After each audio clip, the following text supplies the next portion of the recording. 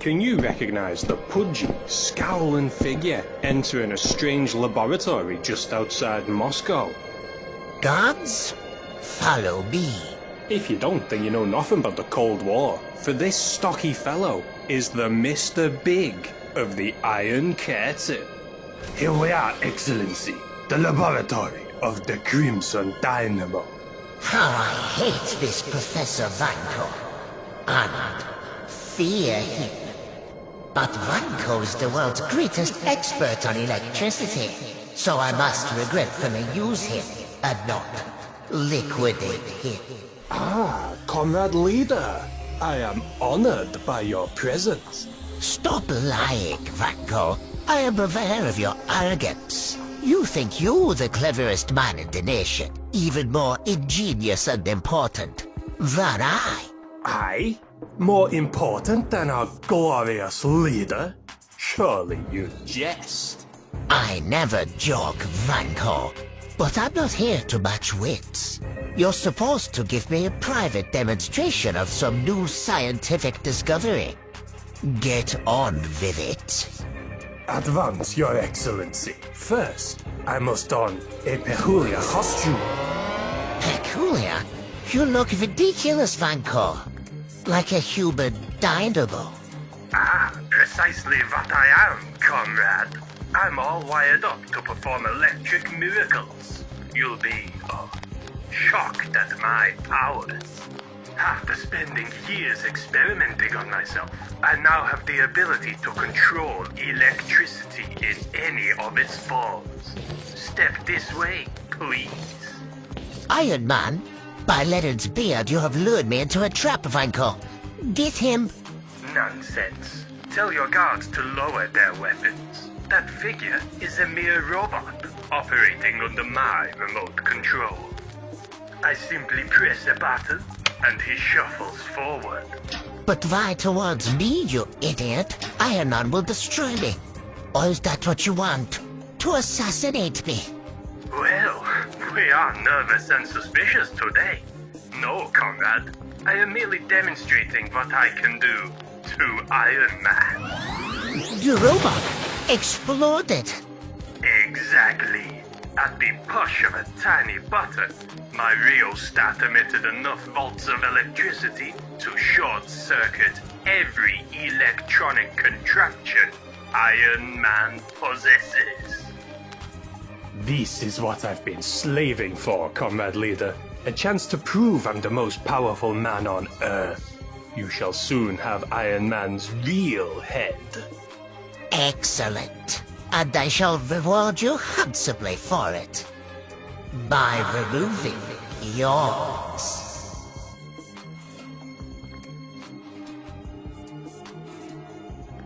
We're about to witness some radical robot-on-robot combat, high-stakes corporate sabotage, and a cute little parable about the real superpower being friendship. It's time for the Crimson Dynamo, an ironclad enemy with a bit more character than we usually see when it comes to Tony Stark's Russian rogues. Usually, these Soviet supervillains pick a fight with Iron Man to advance the agenda of their masters behind the Iron Curtain. Mere pawns, henchmen really. But will the Dynamo be beholden to his overlords, or will he run on his own power? And here's the twist, I can't just check out one mechanical menace today. I asked Jarvis to compile some data on the Dynamo, only to discover there's bloody 12 of them. 12 individuals have taken the mantle over the years, and we're going to give them all a chance at destroying the Armoured Avenger.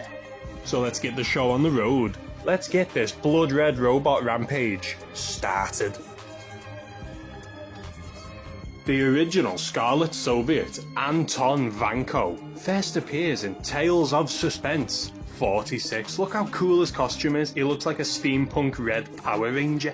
Those rascally Russians are at it again. One of the top leaders of the Soviet state pays a visit to one of his most hated, yet most useful assets.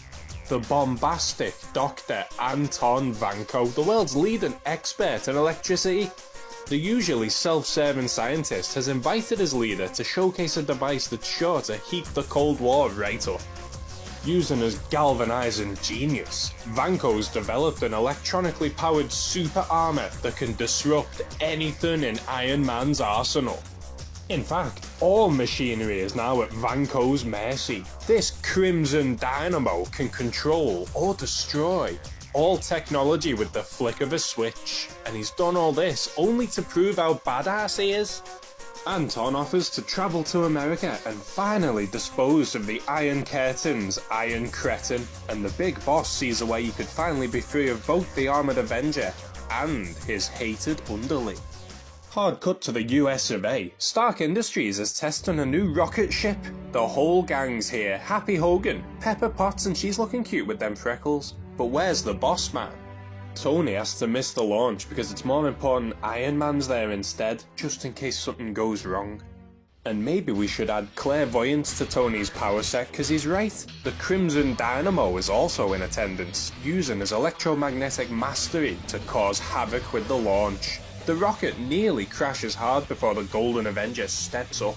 Dynamo curses Stark's bodyguard for fouling up his sabotage. This Ferris fool protects Tony Stark's investments well, but he's just one man. Even Iron Man can't be everywhere at once, so Dynamo travels the country striking at every Stark property. All across America, circuitry is fried, technology bursts to flame with a mere point of Vanko's finger. If this goes on much longer, Stark Industries will be done for.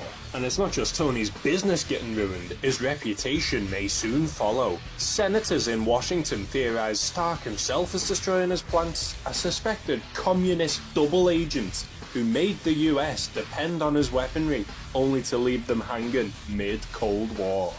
All this and Crimson Dynamo still isn't satisfied. Tony Stark's easy to destroy, but Iron Man?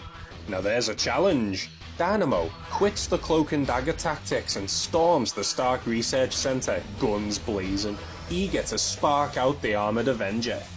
Just like at every Stark plant across the country, the center explodes into electrical flames, and Iron Man accepts the challenge. Finally, the face-to-face, but the Crimson Dynamo is the one who gets a shock. He tries to find Iron Man's frequency so he can overload his systems, but Iron Man deploys an electromagnetic force field. His ultimate weapon nullified, this fight goes low-tech. Like all supervillains, Dynamo can't help but to blab away. He reveals that he's responsible for the destruction of Stark plants, and Tony gets it on record to clear his name. Good priorities, Tony. The threat to his publicity's ended, all that's left is the threat to his life. Iron Man leads Vanko to a nearby forest where there is no technology for the Dynamo to weaponize, and the circuit sizzling Soviet gets handed an ironically low-tech defeat. Knocked over trees make a natural cage for the Crimson Dynamo, and I'm just now realising, he can't fly, he's got no jet boots. Iron Man lends him a hand instead, hanging Dynamo over the ocean. If he goes in, it'll be like a toaster in the bathtub. Anton Vanko surrenders. But the story's not finished yet. Iron Man tunes the Dynamo into a Russian radio wave where he overhears his supreme leader demand his execution. Returning home means facing the firing squad. But there is another option. Oh shit, the banter on Iron Man. That broadcast was faked. Tony made it to convince the Dynamo his masters were betraying him, so instead of returning, Anton Vanko gets hired by Stark Industries. Nice, if you can't beat him, join him. Look, the mates already. Finally a happy ending. For now at least. Little did Tony know Vanko's masters were actually definitely gonna kill him, and in Tales 52, they give it the best shot. In the months after, Vanko's become a top-level scientist in Tony's empire. Today, he's desperate to return the kindness Tony and America have given him. He works tirelessly to develop shielding against his new laser light weapon so powerful, it can even shoot through his Dynamo suit. Vanko's loyalty is unquestionable, and his old love, Mother Russia, is getting a bit jealous. They can't have their technological secrets handed over to the Yankees, so they deploy their top assassins, the Black Widow, and this beefcake named Boris Turganov, to shut the Dynamo down. These two sneaky Soviets infiltrate Stark Industries undercover as visitors looking to learn, and once the villains are on site, the heroes are in the shite. Natasha gets flirty with Mr. Mustache as hench Turganov tracks down their turncoat. Boris finds Anton, but Vanko refuses to return to the Kremlin. I don't think Boris really gives a shit though, Anton, if I'm honest. Using a weapon Vanko himself designed, even though it looks like it might have been Paste Pop Pete plagiarized. He entraps the Dynamo, and to add even more disrespect, Boris kidnaps him and dons the Dynamo suit himself, looking to destroy yet another enemy of Mother Russia, the invincible Iron Man. The new Dynamo strikes like lightning, obliterating Stark's labs to draw out our shell-headed hero. Tony must bid farewell to the lovely Madame Natasha and suit up for some jar-headed justice. The Crimson Dynamo, oh good, Tony thinks. His good buddy Vanko is safe and sound, maybe he can even help with the— oh no! Crimson Dynamo has struck Iron Man in the back. Anton Vanko has finally betrayed Stark. Or so Iron Man is led to believe.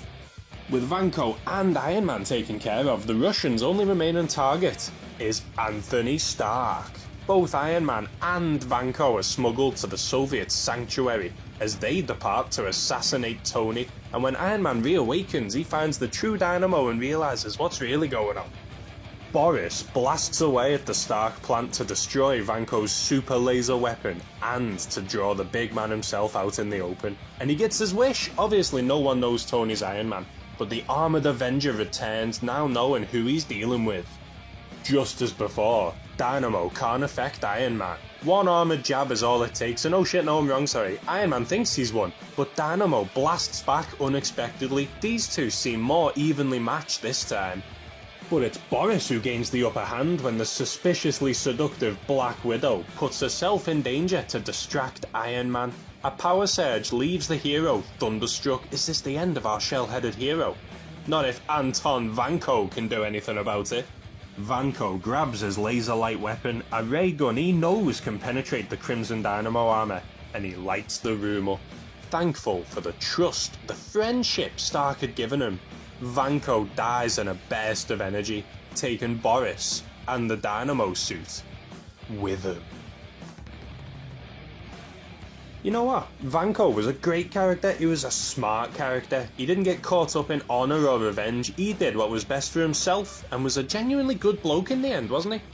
It's not often a bad guy turns good and stays good. It's a shame we don't get to see more of him enjoying his new life in America. Godspeed, Anton Vanko. Rest in peace.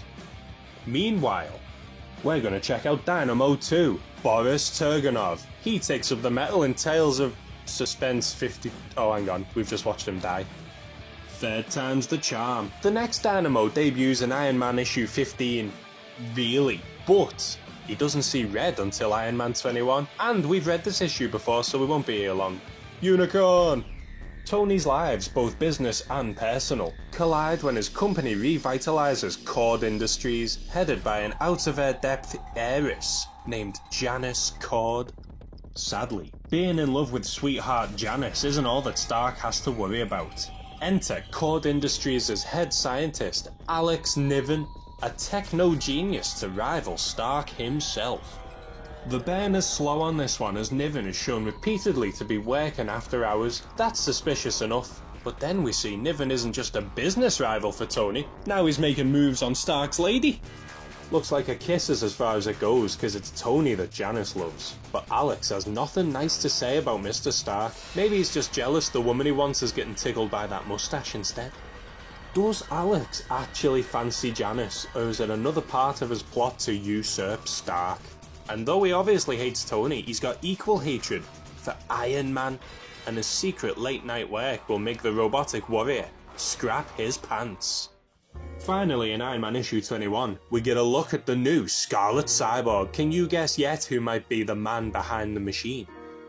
Oh, I thought I'd open Daredevil instead for a second there. This issue's all about a man called Eddie March. That's him on the right. He's not actually in an Iron Man suit. He's imagining that. That's just how he psychs himself up for fights.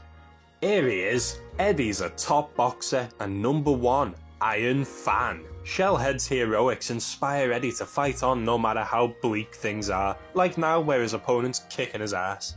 And yet, Eddie's iron will pushes him to victory. Thanks to his pal Happy Hogan, Tony Stark witnesses the win and is very impressed. Stark himself has grown quite weary of his armoured alter ego, always complicating his life, but Eddie's attitudes perked him right up. However, despite the win, it's bad news for March. A blood clot is forming in his brain because of all the beatings. Any more hard hits could kill him. Looks like this fight will have to be his last. Eddie chooses to retire, keeping his affliction secret. But when God shuts a door, he opens a window because Stark offers Eddie a job. He's no science nerd, but he does say if Iron Man ever retires, Tony can give him a call. Ha ha ha, hey. What an idea that'd be.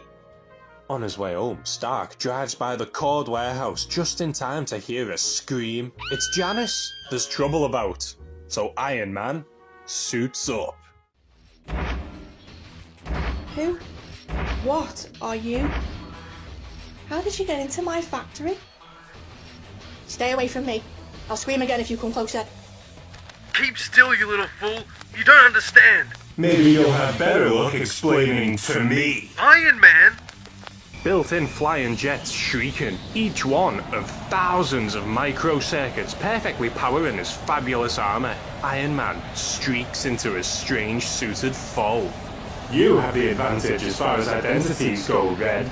Better sit down and introduce yourself. This circuit-searching electronic bolt should be introduction enough. You found a weaker version of its force before. Ugh. My costume may be new to you, but my name is not. Or has time erased from your memory? The Crimson Dynamo. My memory's working fine, friend, and so are my repulsor rays. Now, suppose you tell me where you get off stealing the identity of a dead man, an electronics genius named Vanko, a man I called my friend. Suddenly, Crimson Fingers claw at the wall of machinery. Massive equipment is ripped from its housing. And... No one has more right to Vanko's alter identity than I, or less right to call him friend than you. What? After a comeback that sends me staggering, he's running away instead of following up the advantage. Speaking of slow follow-ups, what about you? Move, Stark, move! The all-new Crimson Dynamo escapes because Tony hesitates due to the stress his armour causes his heart. Every time he wears his suit, he risks it all, and he's decided that for Tony Stark to live, Iron Man must die. But who was that doppelganger Dynamo? You'll never guess. Alex Niven. He's chuffed with how his first electro excursion went, and now he knows his power armour can match Iron Man. Mate, Alex's future's looking bright. While Stark's is as dark as ever, Tony cannot continue risking his life as the Armoured Avenger, but the world needs Iron Man. He and Hogan decide on one man who'd be happy to take the job off his hands. Eddie March. No one but March himself knows about his blood clot, but when Tony Stark offers him the role of his favourite hero, March accepts immediately. He thinks dying after a short career as Iron Man would beat decades of reminiscing on his glory days, and even after weeks of training, Eddie's condition is still known only to him. With the suit now being someone else's problem, Tony is free to live life. He reconnects with Janice, and for the first time in a long time, Tony dares to believe he can be happy. Which pisses Niven right off. His whole goal was to humiliate Tony in every way possible, which apparently included cooking him, the evil fiend. Alex lost in romance, but the Crimson Dynamo can still win in revenge. An anonymous tip lures the all-new Iron Man to the docks, where a threat to the Armoured Avenger is apparently being smuggled into the country on a ship. Eddie goes in repulsors blazing, but his debut is about to turn deadly. The Dynamo attacks. He's followed his foe to the ship and strikes while Iron Man's back is turned. The sudden robot rumble crashes the ship, and a giant crate splashes into the cold ocean. This is pretty grim for Eddie, isn't it? His first foray as Iron Man, and he's got to fight a badass. Spider-Man's first enemy was a regular burglar. Daredevil's was a fight fixer. Eddie's is the Crimson Goddamn Dynamo. And his doctor's premonition comes true as Eddie's vision begins to blur. Even Tony's guidance is useless, and almost as if by fate, the doctor from earlier arrives to warn Stark of Eddie's condition, if only he'd been literally 5 minutes faster. Dynamo has decimated Iron Man. March summons all his strength to get back up and fight on, to make his hero proud. But all March is gonna make is a tin-canned corpse. Aw shit dude, look who's back! It's a three-way cyborg showdown. Why did they write Crimson Dynamo in blue when crimson literally means red? Should have made Iron Man's letters gold instead. Come on Marvel, step it up. Power jets roaring. The armoured antagonists collide like living locomotives. The terrible shrill of rending metal shatters the night. And then, an ominous stillness settles over the waterfront. The Dynamo flees in brutal victory, and the original Armoured Avenger comes to rescue Eddie, but he's too late. The blood clot brought on by the beating hits March's brain. The doctors do what they can, but it's not looking good. And Iron Man's problems are about to get 100 tons worse. And, delving down into the murky depths, we find what we seek. A certain huge packing crate, a crate knocked from the ship where Eddie March and the Crimson Dynamo first began their battle. A crate which now seems to shiver and splinter apart, as though some tremendous being within it were bursting free. An anonymous caller warns Tony Stark that the ship brought some danger from Iron Man's past. Now, from the water's inky blackness, someone, something, rises like a prehistoric beast of old and lumbers to the shore on whatever mysterious mission it's been assigned. Rafferty, swing into that side street. I don't know what's hulking along there, but it's sure not a fellow cop walking his beat. I'll hit him with the spotlight soon as we're close. Holy Hannah! It can't be veal, it just can't. I am real, beautiful. I am power, unparalleled. I am the Titanium Man. If you doubt your staggered senses, if you cannot accept the uselessness of your weapons, then feel the overwhelming onslaught I direct at any who delay me in the task I must perform. And believe. The best laid plans of the Crimson Dynamo come undone when Janus Cord discovers what Alex Niven's been really using her company funding for. But what is this supercharged supervillain story anyway? Turns out Alex Niven is actually Alex Nevsky, an ex-Russian agent deep undercover.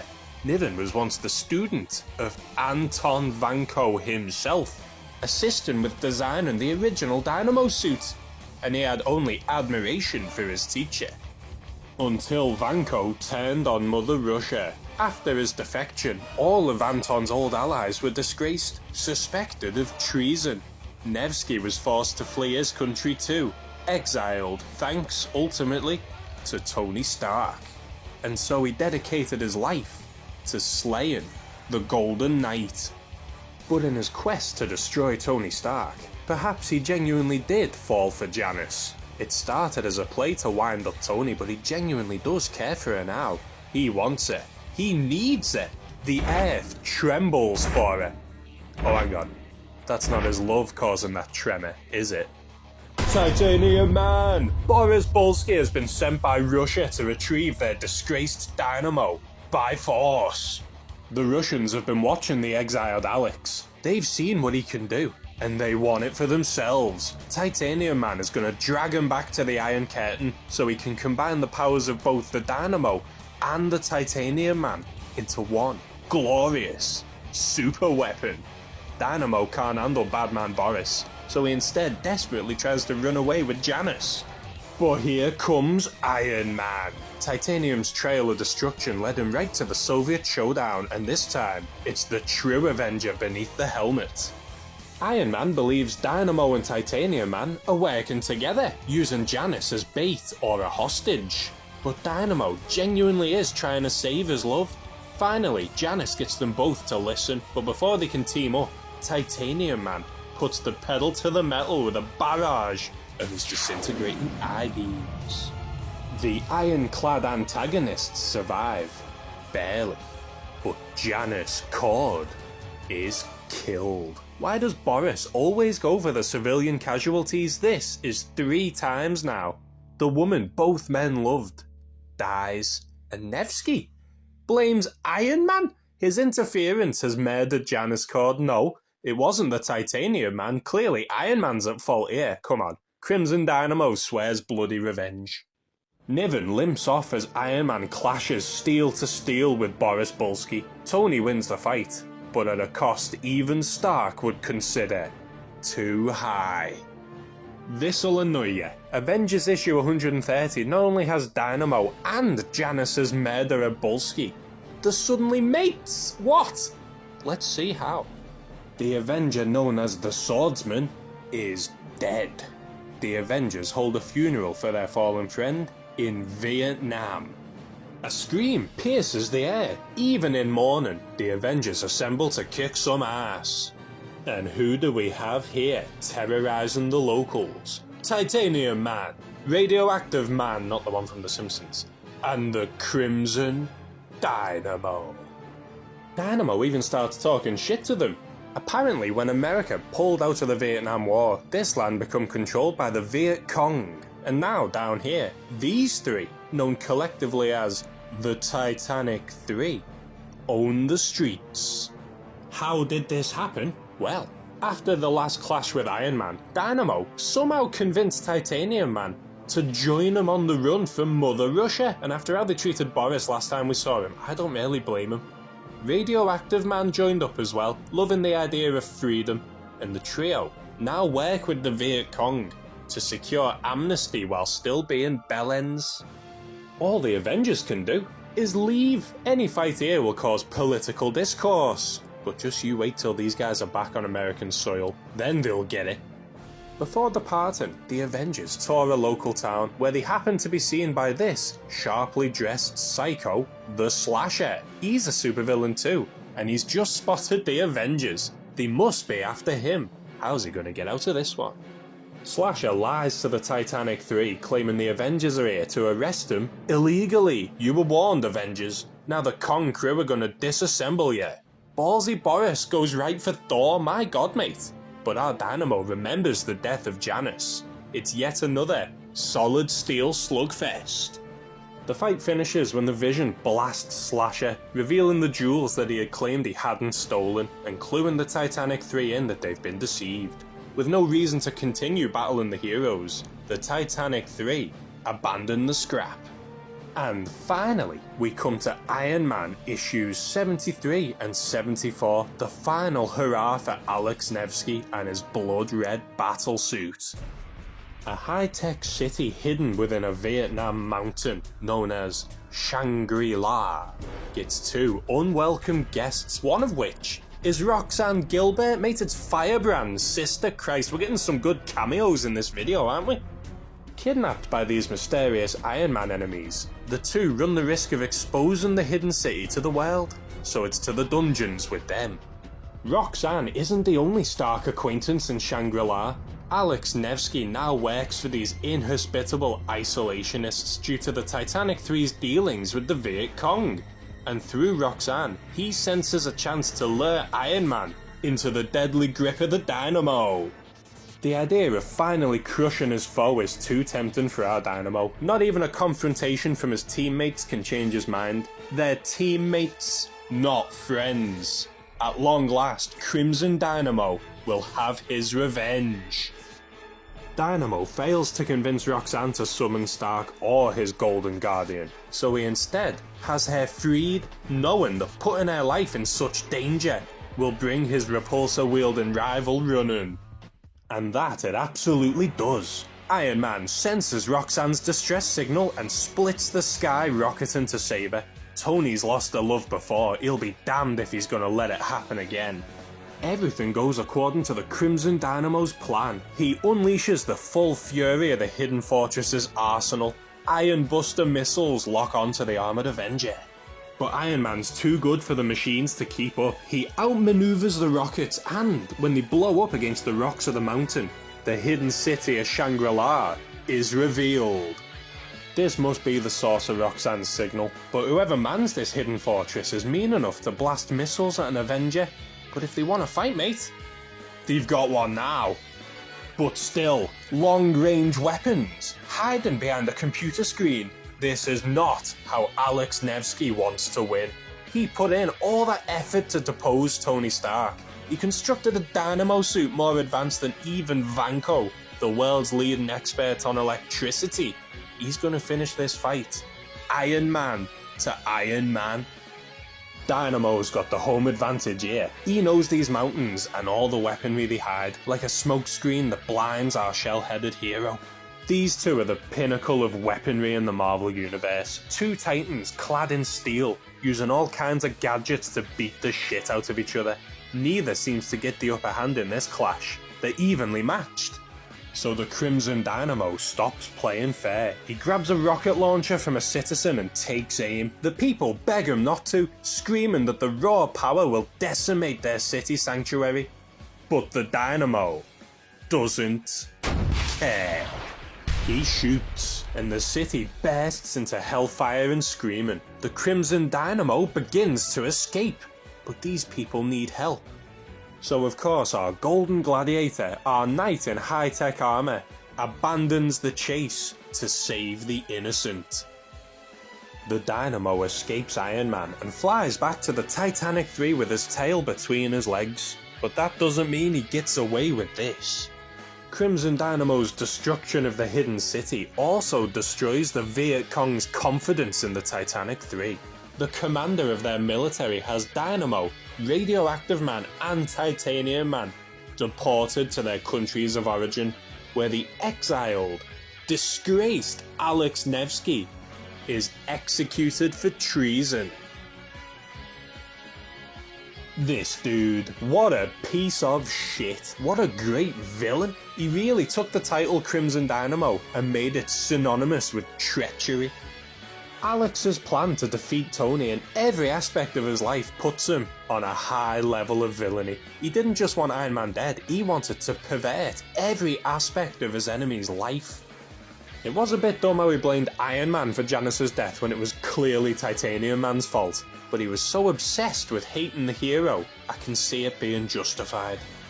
Number 3 is going to be hard to beat. Let's check out Yuri Petrovich as number 4 challenges the champions in issue 7. What do you mean, who are the champions? Iceman and Angel from X-Men, Hercules, goddamn Ghost Rider, hell yeah, and Black Widow, the bitch who got Anton Vanko killed. We're expected to just forgive her. Widow and her buddy, the Commissar, have actually been kidnapped by a cabal of Cold War crackpots, and her teammates are fuming at this disrespect, including Widow's right-hand man, Ivan. He used to share a house with Daredevil. The Russians want Widow back, which is ironic, because when we met her, she was getting someone else back for them, wasn't she? Here's Titanium Man, and Dynamo's girlfriend, Darkstar. Didn't we meet her in Forgotten Loves of Spider-Man? Actually, wasn't Dynamo in that as well? Here's the new man behind the machine, Yuri Petrovich. A patriot gifted the Dynamo suit by his masters to help him extract 3 dirty dissenters.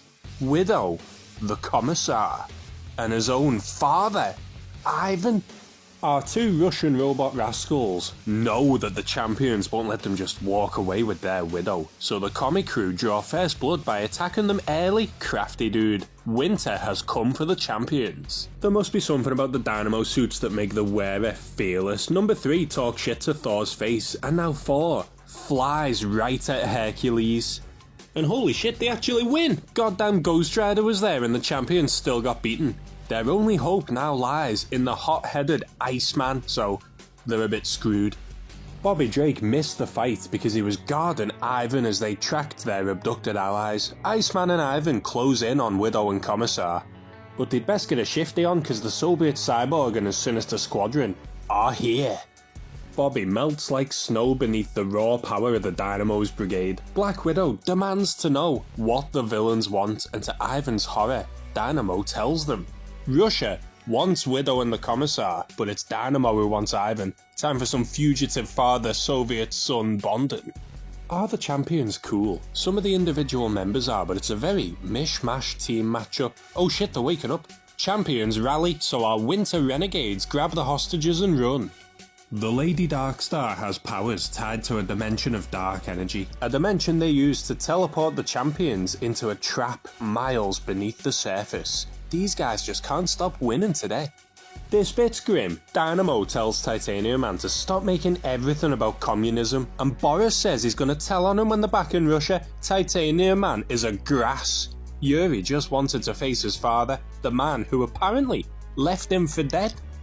On the flight back to the motherland, we learn that the world believes the Petrovic wife and child died in a motor accident long ago, but the truth is a bit more dynamic. Loving father and scientist apparently, Ivan, had his family life upended when Stalin died. Suddenly he was wanted by the West to be one of their top men, but Ivan refused. He'd never leave. The only thing he loved more than Russia was his family. So the West took that from him too. Mother murdered, Yuri abducted. No reason to stick around Moscow now, is there? Young Yuri was brainwashed by these Yankee Doodle death dealers, trained as a weapon against his homeland. Until agents from glorious Mother Russia rescued their Soviet sibling. But when he got home and found out his own father now worked for the USA, Yuri swore revenge. Seems like Dynamo can't trust anyone he shares a homeland with. Titanium Man blasts some Air Force planes, and while Yuri's out trying to stop him, the true truth comes out of the Commissar. The kidnappers had actually been Russian all along. The motherland had betrayed the Petrovic family first. Good luck convincing Yuri that though. He refuses to listen and gets violent. Even his teammate Darkstar tries to get him to understand, but the rage within Yuri powers him on like a dynamo. Another fight breaks out. Dynamo loses his cool and leaves his pilot wide open for Black Widow to bite. The plane crashes, but right by a Soviet submarine. Looks like the bad guys are gonna win this. Oh shit, it's the champions! Darkstar's teleporting powers summon the heroes back, and we get one final scrap.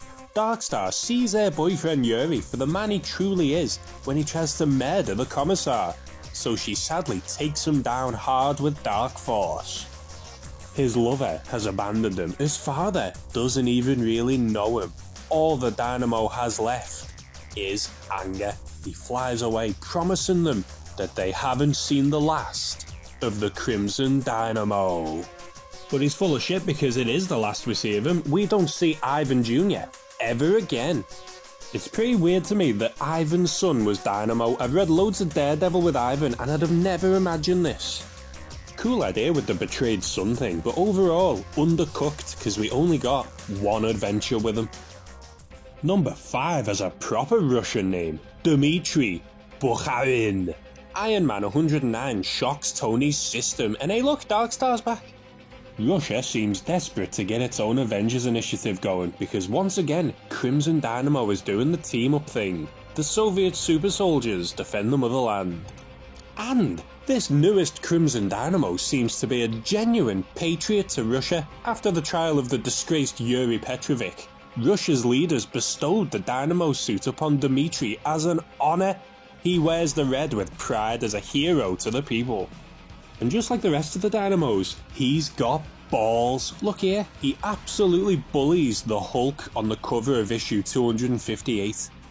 Dynamo, Darkstar and Vanguard are more or less now the Russian Avengers, so let's just call them the Russia Avengers. The crew, along with an all-new team member who can transform into a bear, are ready to serve their cold country any way they can. They've been given the dangerous mission of finding and apprehending a fugitive known as the Presence, hiding in a radioactive dead zone that may or may not be growing thanks to the villain's powers. Guess who else just happens to be in the vicinity of this Presence fella? Hulk! Dynamo jumps the gun and blasts away, but of course, to no one's surprise, that just pisses Hulk off. Ooh, well done Dynamo, good idea. Dmitry just might be the most heroic Dynamo we've had yet. He offers to take on the bloody Hulk alone, while his teammates look after themselves and complete the mission. I'm telling you mate, something about that armour gives the wearers balls of steel. We can't even really complain about him losing here, because that's the friggin' Hulk. But the fact he even tried shows the raw courage of Dmitry Bukharin. Is that how you say it, Bukharin?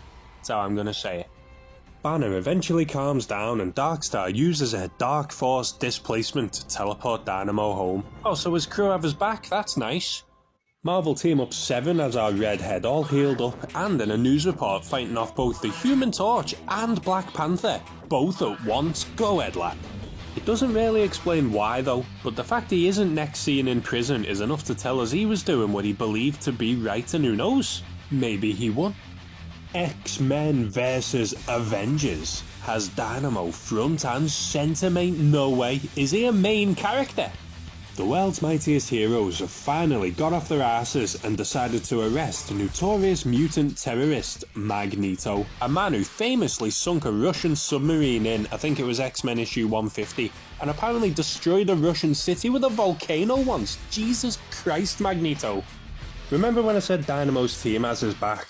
Turns out that was bullshit because the Soviet squad have kicked him out for being a KGB spy and they've replaced him with a suspiciously similar Soviet cyborg.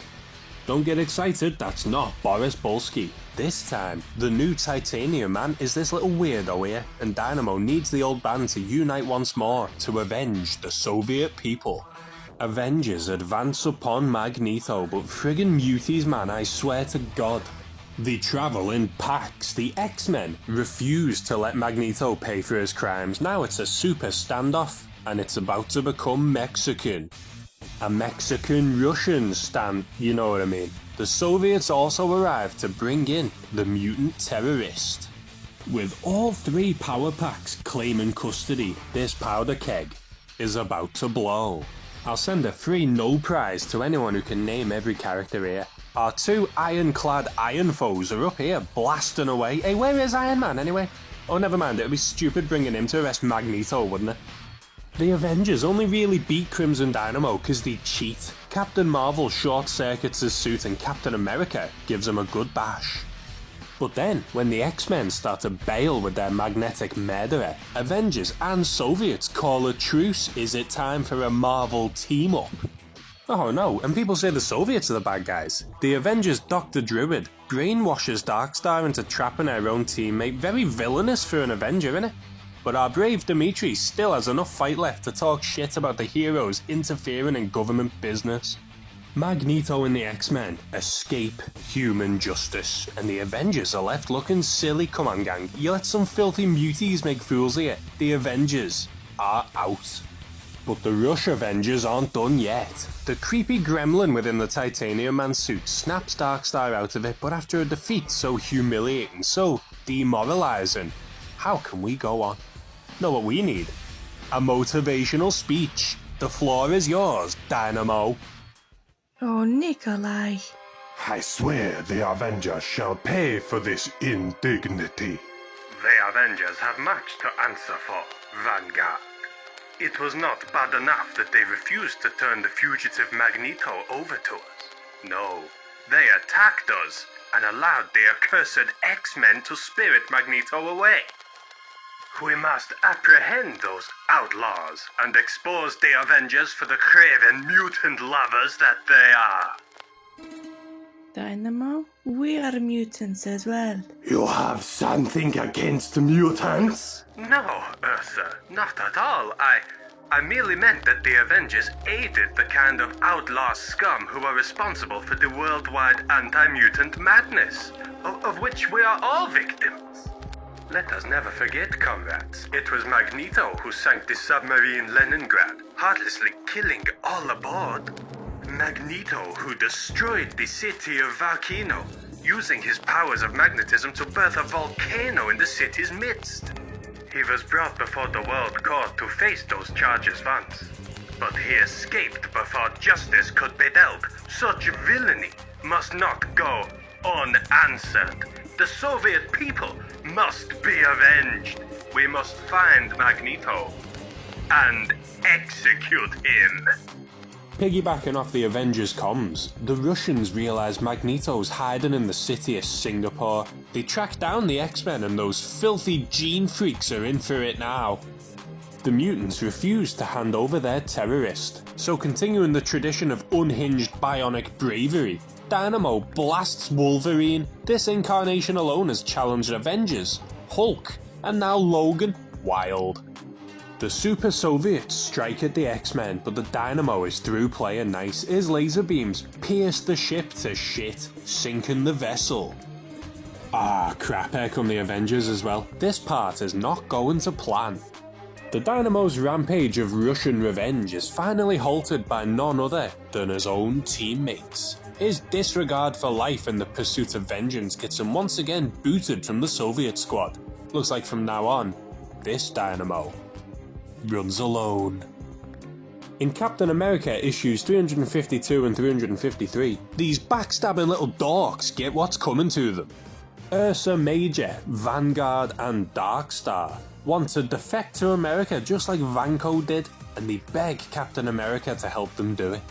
Cap, being the lovely fella that he is, goes out of his way to try and get the super soldiers citizenship while the ex-commie crew themselves hang out in a secure compound.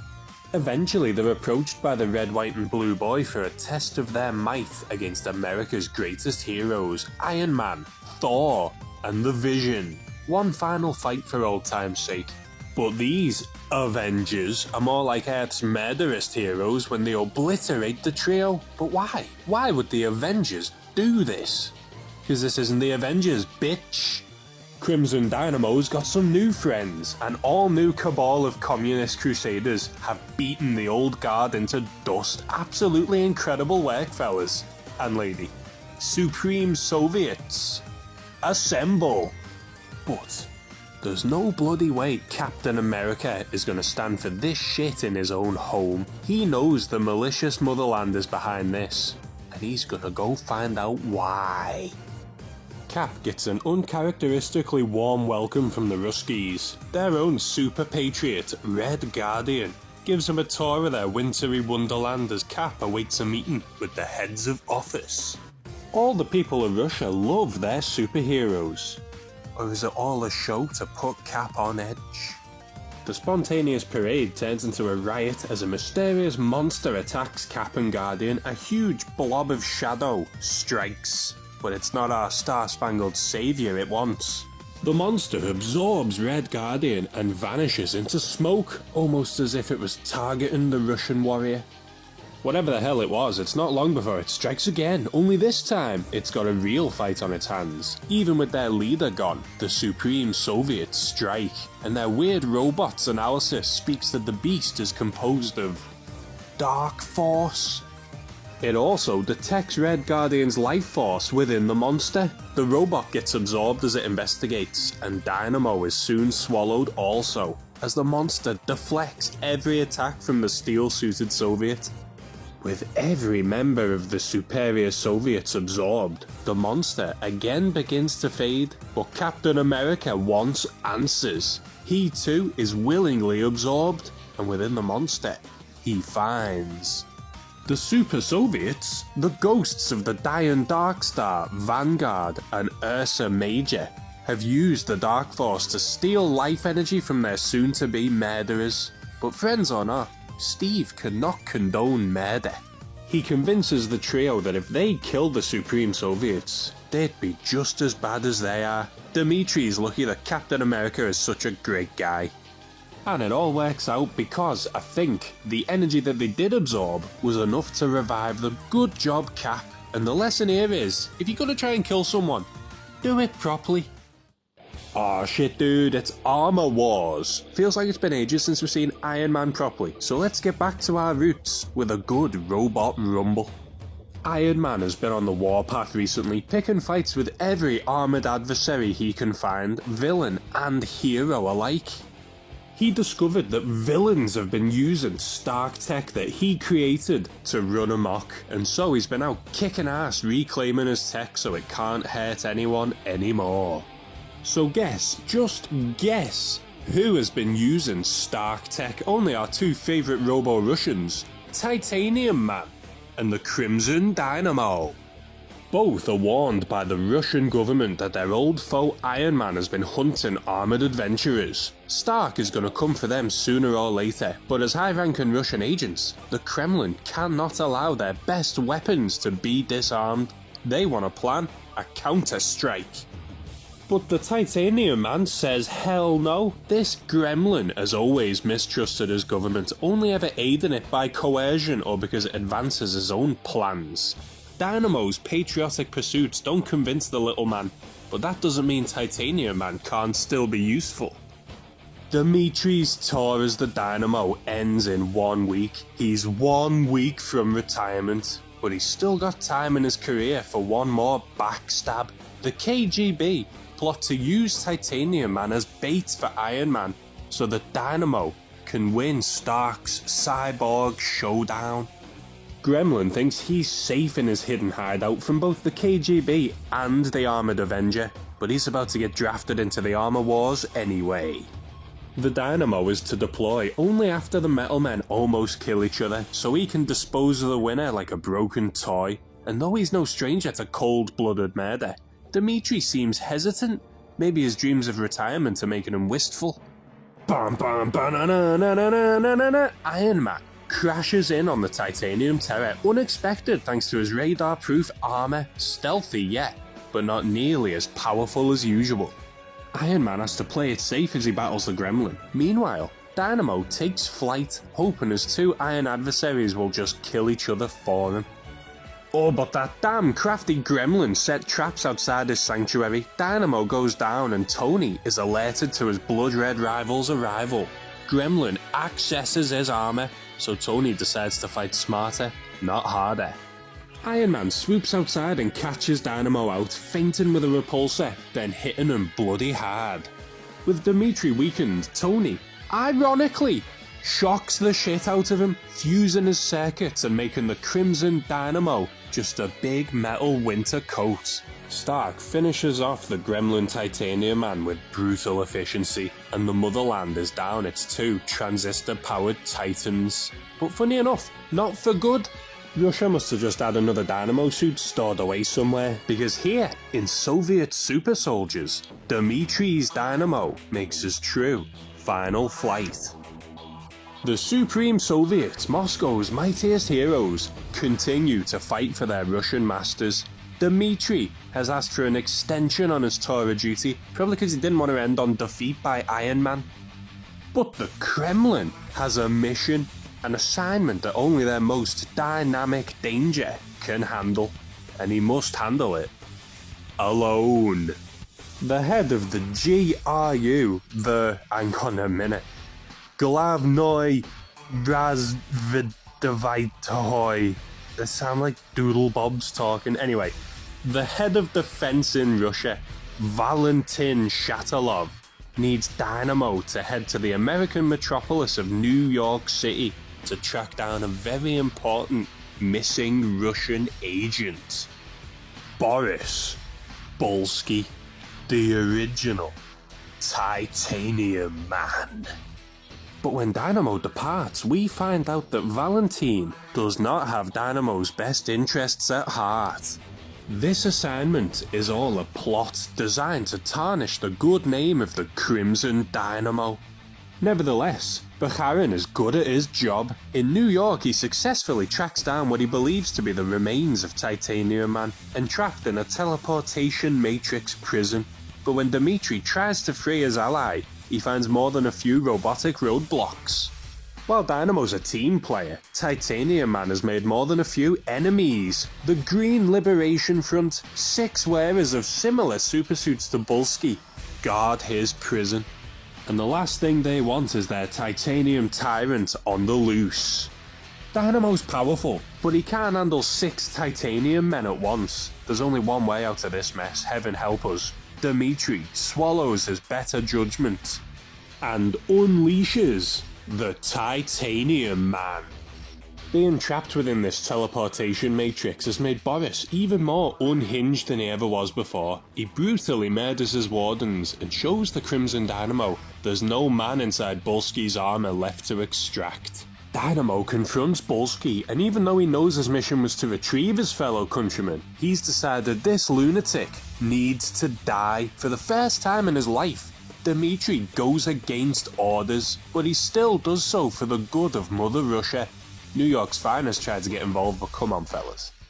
Dynamo earns Bulski's ire by revealing he now controls the teleportation matrix prison, claiming that he is responsible for the madness and pain that now enrages the metal monster, leading him away from the innocent and painting a pretty big target on his own back.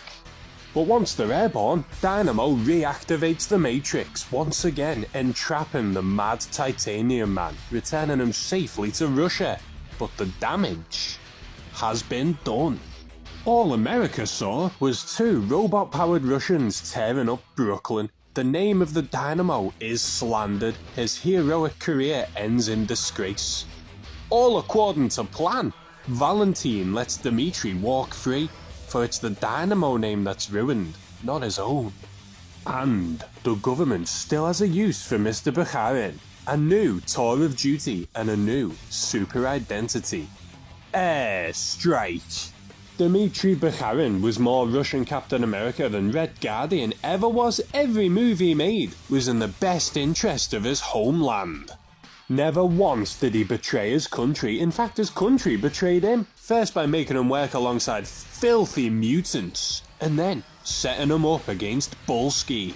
I mean, you're not going to get more loyal than fighting the Hulk for them. This fella was a true patriot. He was also the one to hold the title of Crimson Dynamo for the longest time, so he's going to be quite hard to beat. Let's see how the rest get on. We're in the hardcore 90s now. This decade's Dynamo, number 6, is Valentin Shatilov, the head of the GRU who tricked Dmitri in his final mission. In Iron Man 255, Shatilov makes sparks fly. In Russia, new Dynamo Shatilov tests fellow Russian operative Devastator in battle, while Iron Man in the United States fights a new foe, Freak Quincy. No, I'm serious. Both Devastator and Quincy weaponize radio waves against their steel-clad foes, both tapping into the same satellite to bolster their powers, which gives our villains a sinister link across the world. Devastator blasts Dynamo at the same time Freak Quincy blasts Iron Man, causing a freaky feedback loop between the Soviet Cyborg and the Armoured Avenger that'll force the shell-headed heroes to walk a mile in each other's shoes. Somehow, the radio wave blast has switched the consciousness of both Tony Stark and Valentin Shatilov. Tony blinks and suddenly he's in Russia, in the Dynamo armor, and in trouble, while Val is now a fully fledged Avenger. Tony's confusion lets Devastator devastate him at full power, winning the fight, while the now less heroic Iron Man rips Quincy's arms clean off. Jesus Christ, Shatilov. Tony reawakens in a Russian hospital to Valentin's beautiful superior, Yelena, while Shatilov realizes the opportunity he's been thrust into. Oh no, wait dude, speaking of thrust, Tony shags his bed. Bear in mind, Iron Man knows what's happened here, he's just pretending to have amnesia. Stark shags Shatilov's lady, but Val perverts Tony's secret identity. Then he storms Stark's officers and demands every government contract in the business portfolio. He's gonna pilfer the secrets of America's defense, so the motherland can make them crumble. Crafty bastard. But so's our Tony. He uses Yelena's clearance to walk into the Russian government, knocks her out, and calls his own phone. Valentin answers with a cocky smile. Shatilov got the good end of this deal, and he's not ready to swap back until America's at his mercy. Even Tony threatening his lady doesn't make him budge. Tony's gonna have to end this Freaky Friday by himself. Now you know what, actually, Freak Quincy made this mess, he can clean it up. Tony contacts the weirdo through radio waves to try and recreate the mind-swapping link, but Val censors the broadcast. Iron Dynamo challenges Devastator to round 2, while Crimson Man tries to murder Quincy quick. This is going to have to take some Back to the Future level timing. Luckily, Quincy can tap into all cybernetic systems. He shuts the Iron Man suit down before he can get repulsed to hell, and upon the true Tony's order, he and Devastator blast away with radio waves. Our robot rivals return to their original bodies, and there's something funny. They now know exactly what each other's cocks look like. Know your enemy, I suppose. And Valentin's woman isn't the only thing Tony cocked up for him. Valentin is arrested for assaulting a superior officer and for acting proper weird all day, mate. No one does banter like Tony Stark. One would think, both being Russian Iron Men, the Crimson Dynamo and Titanium Man would get along, but once again, Bulsky is getting shit from his Soviet sibling. How'd he get free from that Matrix thing? Ah, who cares? The Titanium Titan is once again mashing up Iron Man. We've gone from Rocky IV to Creed II. He's about to nightfall, Tony, for God's sake. The Cold War may be over, but their steel showdown rages on. Bulsky has to be stopped. Even his own masters can see that now. So before Boris can obliterate the Russia he loves so much, the Kremlin deploy Valentin Shatilov. Get onto this new armour too. Looking good, dude. But Val is disgusted with what he must do. Titanium Man is a patriot like him, but around here, betrayal is as common as snow in a Russian winter. The battle between Bulsky, Iron Man, and the Black Widow is interrupted by the Crimson Dynamo in style. But whose side is he really on?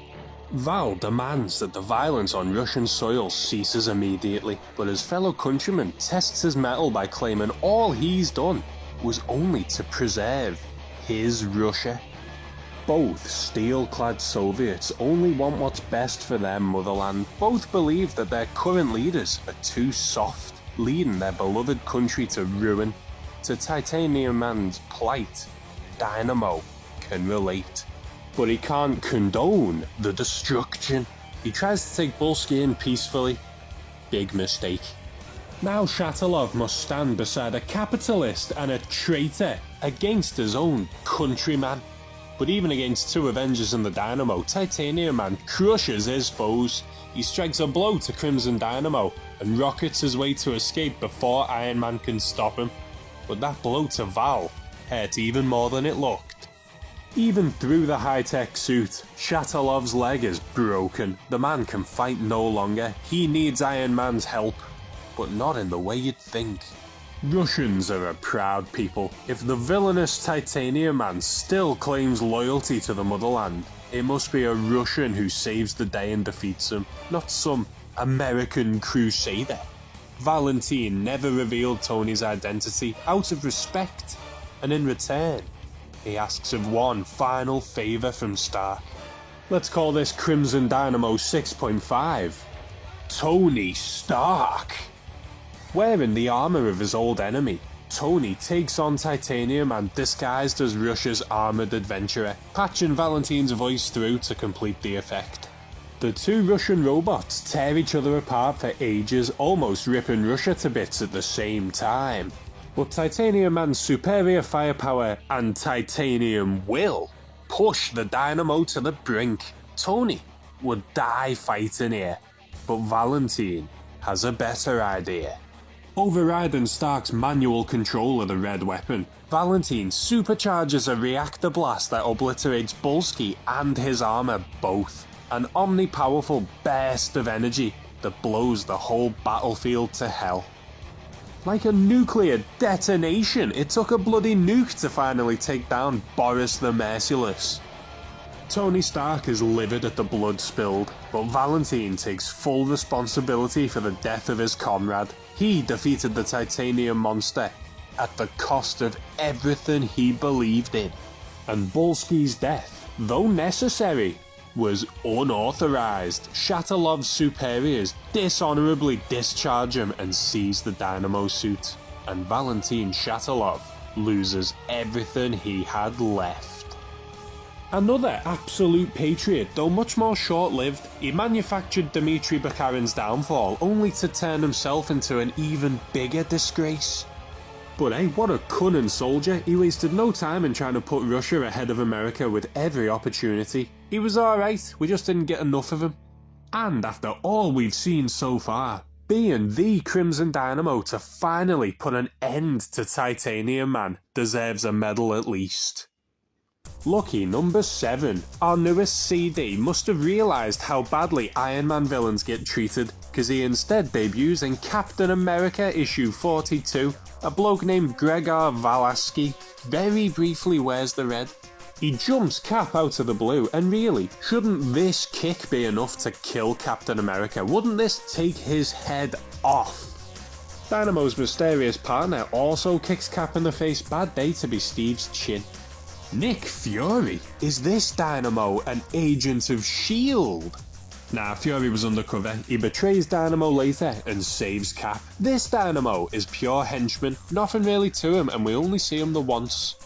The 8th fella is named Gennady Gavrilov, and check this out, he debuts in his own comic book, Crimson Dynamo #1. But before you think he must be good if he got his own book, remember, they also gave Mac Gargan a solo series once.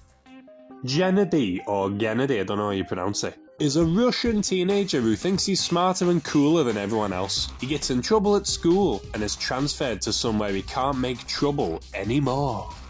He gets transferred to a university where he'll be too busy to be a little shit. They've just got their first proper computer and they need to create documentation for everything stored in their massive warehouse, and it's Jen's job to shift the gear from A to B and back again. So tedious, so frustrating. Gennady lashes out in private and almost breaks his toe kicking one of the boxes. And when he looks to see what the hell is in there that could hurt so much, he finds the helmet that's about to make his shit life very interesting.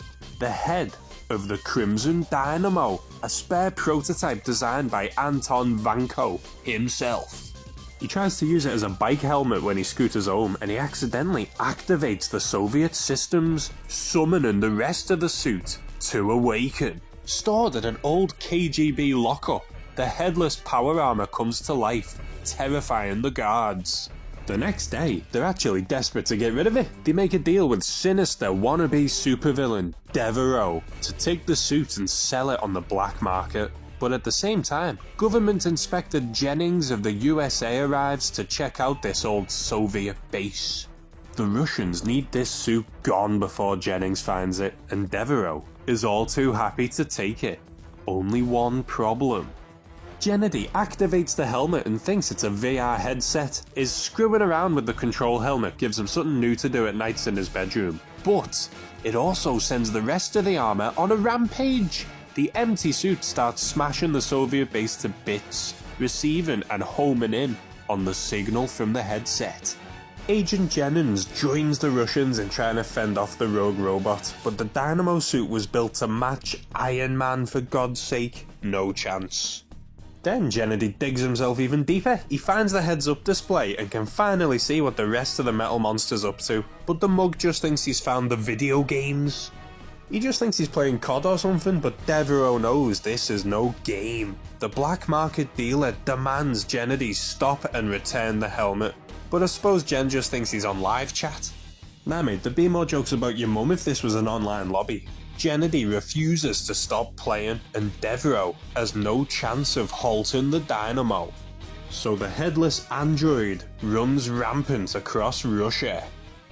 But when you die in the game, you die in real life. The next day, this little idiot finally figures out he wasn't playing a video game. The newspapers report of a giant rampaging robot, and all the fun stops. And this is why you shouldn't talk shit online, because the victim might track you down in real life. Devereaux is trailing the Dynamo suit right to Gennady, and all Jen's online banter's about to get him banned. Permanently.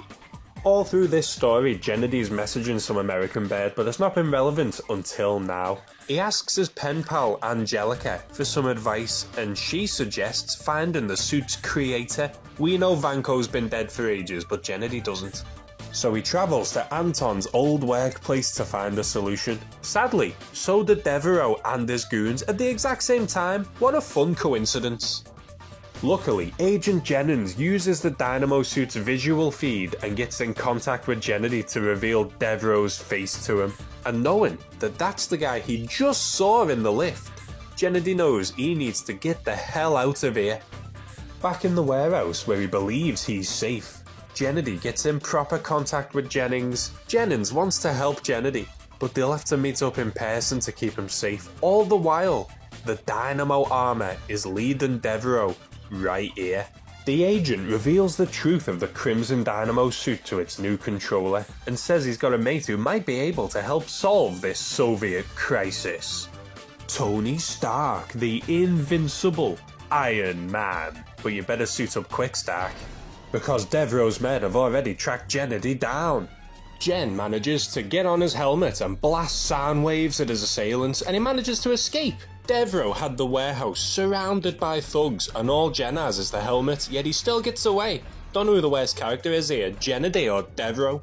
The Russian government continues to shit itself over the rampaging Dynamo suit slowly making its way through town. Reps from every country, including the Avengers, have offered to help stop it, but the Russians fear they just want the weapon for themselves. They decide that a Russian built it, so a Russian will destroy it. And while we're on the topic of the Russian who built it, just what is this beheaded behemoth? Through Jenin's documents, Gennady finds the shocking truth. Through Vanko's diary, we learn that he had big plans for his Dynamo dreams. He created a second supersuit and even launched a special satellite into space so it could charge his armour anywhere on Earth. But there lies the danger. Vanko flew off to America to challenge Iron Man before he could integrate a maximum capacity level for the second suit. As it walks around the world right now, it's charging, and without special gauntlets of Vanko's design, soon it'll go kaboom in a giant electromagnetic pulse. And it's currently walking through town.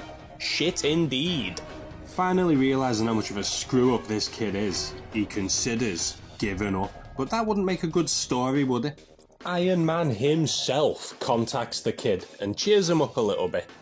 Tony tells Jen to email him the details and he'll get back to him, but in the meantime, get the helmet and by extension the whole suit the hell out of populated areas. I thought the book said Gennady was meant to be smart. He doesn't act like it, because he's just chatted to Tony on the same channel he's been talking to Devro on. The bad guys know the plan and decide to try and keep the suit in Moscow so it blows, making the red weapon easy pickings after the explosion. The plan to leave town goes down the toilet when the helmet finally runs out of power, forcing the suit to proceed to the last place it got a signal, the middle of the red square. And with the military on its ass, the square's about to get a whole lot redder. Gennady rides into the war zone to try and lure the Dynamo bot away from the innocent, but it's not just the military he's got to worry about, is it? Devro's crew are here too. Don't know why the army aren't doing anything about these clowns shooting at a civilian though. In a twist everyone saw coming, the Dynamo suit rescues Gennady, and now helmet and body are reunited, so it's time to get dynamic. Gennady dons the armour and faces his pursuer, the devilish Devereaux. But lucky for Dev, the overcharged armour's ready to finally blow. Then, when it powers down, he can just pop one in Jen's head and cut him out of the suit. Easy peasy, so easy being a supervillain, eh? Jennings tries to intervene, but Devereaux just shoots him. Wonder what was in that box he was carrying. Here, Gennady, who was meant to be smart, finally realises that Devereaux is literally just some guy, so he one-bombs him with a crimson crack to the jaw. It was that easy. This is the master villain of this story. One punch. Oh my god, and Jennings isn't even dead. And he's got the gauntlets that'll negate the EMP explosion. How? Convenient. All's well that ends well. Gennady keeps the crimson costume, and thankfully, we never have to see him ever again. This book read like a bad young adult novel. The naughty but smart but good-natured kid from a troubled home finds an item that gets the attention of bad adults. Jesus Christ, this, honestly, I thought was awful. Just a huge waste of cool armour design. And I didn't even mention the weird retcons from issue 5 that claim Tony never even fought Vanko because he was only 19. What the hell? Is this a different universe? Christ, Dynamo 8 was so bad he makes Dynamo 7 look like Dynamo 3. It can't get any worse than this. Dynamo the 9th, he goes unnamed to this very day, but this one's dead quick anyway. Made a show-stopping debut in Secret War number 3. This is Secret War, not Wars. It's not the cool crossover from the 80s, sadly. Oh shit, it's all in purple. How am I meant to know what one's Crimson Dynamo if they're all in bloody purple? Dr. Octopus, get out the way. Oh, that's better. There he is now, right in the middle of the villain group shot, right behind my shocker. Oh, and there's a Scorpion, a Hobgoblin, Mr. Fear. This would be a cool team-up if this whole story wasn't pointless fluff. And honest to God, that's it. The plot had an army of tech baddies getting revenge for when they had their asses kicked in Latveria, so it's really just this fight scene. Crimson Dynamo, another suit without a name, should just make it a drone at this point for God's sake. This no name first appears in Iron Man Volume 4, number 7. He gets owned by Tony while he's trying to rob a bank. Like proper rinsed by Tony. Iron Man even lets him land as bombs just to show he's got no shit on Iron Man. Unlike most of the Dynamos, whoever the hell this was didn't create or even earn his armour, he just bought it on the black market. And as if this wasn't bad enough, Frank Castle comes for him as well in 7th Circle, issue 7. How the hell can Punisher demolish a Dynamo? Because this incarnation is just that shit, mate. The crap we've seen this armour do. Shatterloves could blast radiation at nuke level. How the mighty have fallen. I still like them more than Gennady though. Maybe it's best if we just move on. 11 Crimson Dynamos. I've got no idea what the order is, but issue 2 of volume 2 even has our favourite red on the cover, and it's classic Dynamo and all. Pause and read this if you want, but the gist is, after Iron Man won Civil War, he started a new super team meant to show off his idea of a registered hero squad. Best of the best, a real League of Justice to bring order to the world. Say that again? This gang of super randomers are seen battling a cabal of Cold War criminals that include our fresh-faced Crimson Chrome Dome and apparently that gremlin weirdo again. We don't get a name, but we do get a bit of backstory. After the Cold War, this gang of super Soviets were cryogenically frozen. That explains the older model armour of the Dynamo. But having a cool backstory doesn't save him from getting his ass kicked. The Order, whoever the hell they were, turn these reds black and blue. Next. 12. Boris Vadim. Another Boris, really. And clearly, Iron Man is too pussy to waste time on. Boris is going right for Hulk, Volume 2, Issue 1. Now this is a funny page. You thought Hulk was deadly before? Now, he's got a gun. S.H.I.E.L.D. are investigating the destruction of a small town and the murder of the Abomination. He's a pretty cool bad guy too. Iron Man, Thunderbolt Ross, She-Hulk and Doc Leonard Samson suspect the Hulk did this. A Hulk at least. But the Winter Guard, Russia's newest super squad, don't like the Yanks poking around their crime scene. Emil Blonsky was a Russian citizen, so the motherland want to take control of this investigation. The Americans don't even pretend to put up with Russia's shit today. This is Hulk business, it doesn't get much more serious than that. When will these two learn to get along?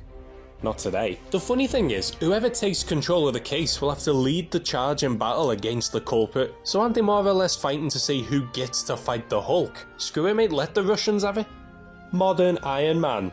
What can I say? He's gone so far beyond a hero in high-tech ammunition, he's now essentially a demigod of iron. Even his classic rogues stand no chance. Boris goes boom. The fighting only stops when a survivor from the town limps out to the heroes and the guilt of the Hulk is cast in shadow as she speaks a single word. Red. Also, apparently the military already had Bruce in custody, so it couldn't have been him, and the cover kind of already spoiled it. Nowadays it was the Red Hulk. Crimson Dynamo actually meets Red Hulk later on in issue 14, he didn't get on the cover though. He joins the Red Hulk's mercenary band of killer costumes, including Deadpool, Elektra Wake Me Up Inside, Punisher, and Marvel's Wonder Woman, all to be granted asylum from Russia. Absolute backstabber, mate. And yet weirdly, next time we see Boris, he's back in Russia. Not only that, he's back with the Winter Guard. I reckon he just snuck back and never mentioned how he almost defected to America. If they don't ask, why would he tell? The Guard are mid-battle against an other-dimensional monster seeking revenge on the Soviets for the death of his daughter, the original Dark Star. A Shumagorath-like beast ensnares the Guard in sticky danger. But no matter how grim the situation, Moscow's mightiest stand ready to defend their cold, cold country. Dynamo analyzes this freak new foe and discovers it's an unstoppable being of Gamma. But even so, the Dynamo faces this challenge head on. He should probably stop talking though, he needs to Dynamo, lock out! Ah shit, he's dead. At least, once the beast is beaten back, the Russians have only nice things to say about Boris Vadim. for 2 minutes. Because when the next heralded as heroes, who is this crimson figure standing amongst the all-new, all-different Rush Avengers? Guess what? I'm shit at math. I miscounted. There's 13. We've made it to the, as of this recording, most recent Crimson Dynamo, and you're not going to believe this. Woke Marvel strikes again. It's a woman! Despite how she looks, this isn't Elektra Nachios. This lovely lady's name is Galina Nemirovsky, and I already like her more than Gennady. Darkstar and the Winter Guard has our final Siberian showdown. The Winter Guard continues to kick ass in the name of Russia. King Ghidorah over here tries to start some shit it can't finish. And unlike Boris before her, this Dynamo doesn't waste time gabbing, she just gets to dynamizing. They may not be as cool as the Avengers, the X-Men, or even the Champions, but the Winter Guard is still a team, and its leader, Red Guardian, wants a word with Galina. Alone. But first, a special guest. Look everyone, it's Dmitry! Dynamo 5 himself, absolute legend, mate. Remember the time we tried to arrest Magneto? Oh, remember when we beat the shit out of the Super Soviets and they all went into comas, mate? Good times. Dmitry is now a liaison between the Winter Guard and the government, so really, he's come out the best of all the Dynamos we've seen so far. At least he's still breathing. And it seems the new one won't be reaching the heights of Bakharin's glory. Red Guardian scolds her for questioning all his orders and warns her that he's the leader, she's the follower. He does still want to be a mate though and shows her the benefits of his friendship. The chance to try super advanced Dynamo Ordnance, the Ultra Dynamo, a combination of technology from humans and the extraterrestrial deadly Dire Wraiths. Pretty cool. If she doesn't trust his leadership, there's the door, but if she does want to stick around and be a part of the team, she's more than welcome. This Red Guardian is a far cry from the last one, isn't he? This one actually seems nice. Also during this, we learn that Russia has a whole military program dedicated to training new Dynamos. Good idea, because these guys drop like flies, even if it is Russia itself that's killed most of them off. That's nice actually. It's like they're making up for doing in Vanko and Nevsky. It seems the assault that ended Boris's tenure was just phase 1. Another interdimensional assault begins and the Winter Warriors meet the challenge. And at the source is a face familiar to the Soviet superheroes, the weird woman from the Supreme Soviet whose name I never mentioned because I didn't think she would be relevant, Phantasma. And she comes with a grave warning. But for the life of me, I just can't pay attention to what she's saying.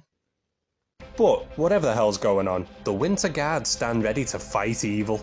But what if the threat doesn't come from the side of evil?